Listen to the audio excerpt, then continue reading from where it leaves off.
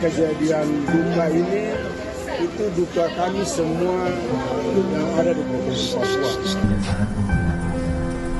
Karena itu Kemenkes ingin menghapuskan kematian ibu dan bayi.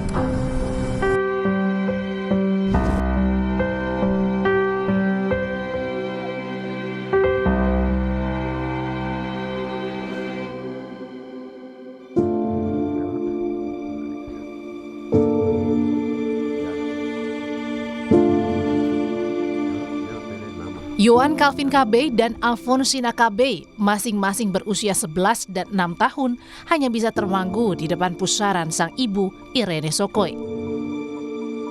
Keduanya harus tabah menerima kenyataan ibu mereka yang tengah mengandung kehilangan nyawa akibat ketidakpedulian pelayanan institusi kesehatan yang tak berpihak kepada keselamatan pasien. Irene Sokoi, warga kampung Hobong, distrik Sentani, Jayapura, Papua, yang tengah hamil besar menghembuskan napas terakhir setelah meminta pertolongan untuk bersalin ke 4 rumah sakit, namun ditolak.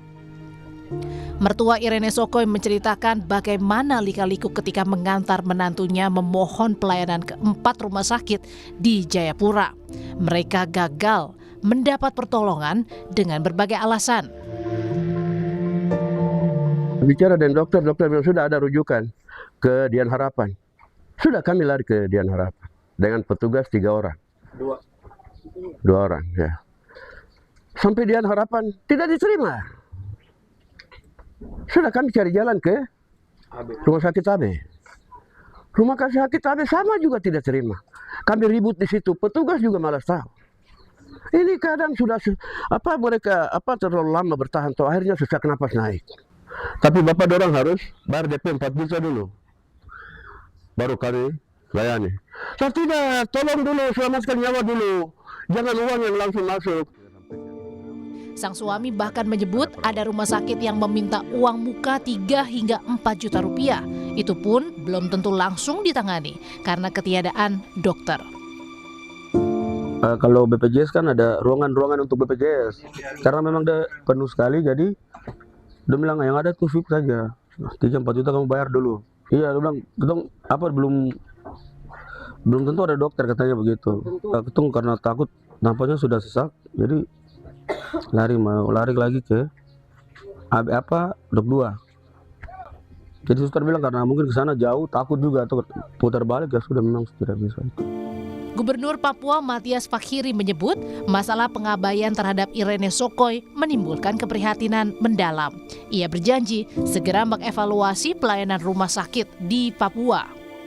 Ulang kali bicara dengan tegas, pelayanan kesehatan itu tidak boleh tawar-menawar lagi. Ya, sehingga kejadian duka ini itu duka kami semua yang ada di Provinsi Papua. Selaku gubernur saya sangat prihatin. Kasus ini tidak boleh terulang lagi. Ada saudara-saudara perempuan saya itu terganggu dalam melahirkan anak-anak generasi Mas Papua dan 45. Layanan kesehatan bagi ibu dan anak jangan coba-coba main-main. Jangan lihat dia datang dia punya uang atau tidak, layani dulu. Dari hasil investigasi Kementerian Kesehatan diketahui Irene mengalami kontraksi. Saat datang ke RSUD Yowari, ia ditangani bidan karena tidak adanya dokter kandungan. 2 dokter spesialis kandungan di rumah sakit itu sedang menempuh pendidikan dan seminar di luar kota. Namun setelah 5 jam, upaya persalinan normal tidak berhasil karena calon bayi berbobot tubuh besar. Akhirnya, ia pun disarankan melakukan operasi sesar.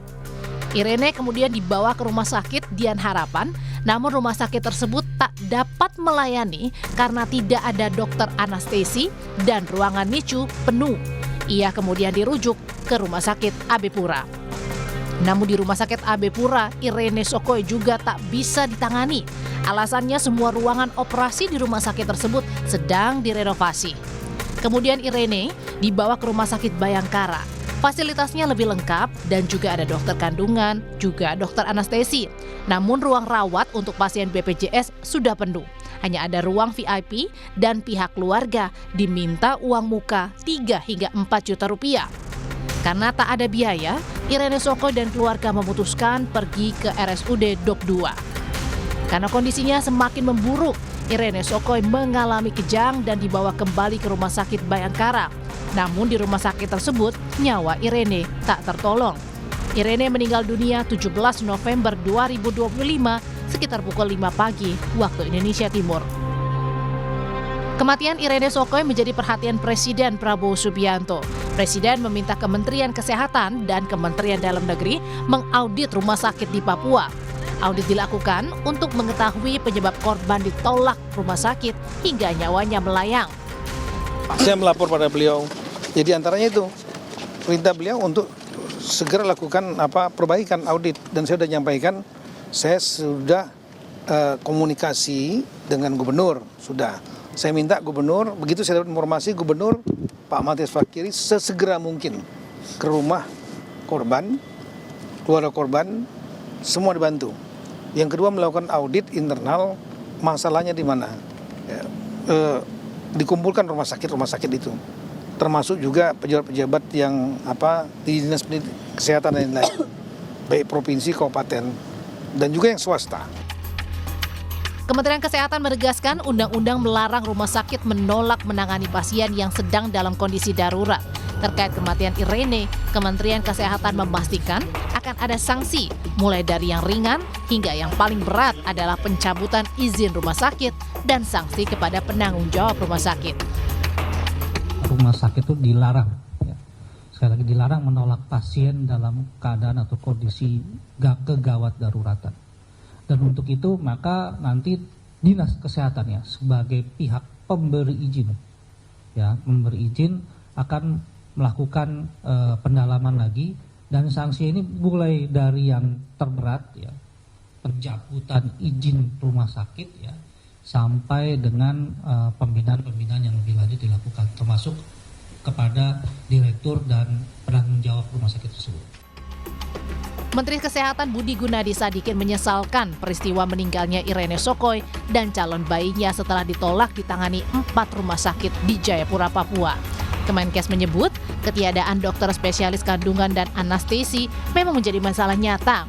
Selain itu pihaknya akan terus menekankan bahwa tak boleh ada rumah sakit yang menolak pasien dalam kondisi gawat darurat. Kekurangan dokter spesialis dalam hal ini obgyn dan anestesi itu masif terjadi di luar Jawa. Karena di Undang-Undang Kesehatan yang baru sanksinya jelas itu, sebagai pimpinan rumah sakit yang tidak melayani pasien di masa kegawat daruratan. Kan itu harus dilayani, dan BPJS itu pasti akan membayar. Jadi tidak ada alasan bahwa itu tidak terlayani. Semua pihak harus berkomitmen untuk memperbaiki sistem dan tata kelola pelayanan di fasilitas kesehatan, khususnya untuk daerah-daerah di luar Jawa, agar tidak terulang lagi kisah tragis seperti yang dialami Irene Sokoi. Tim Liputan, Kompas TV.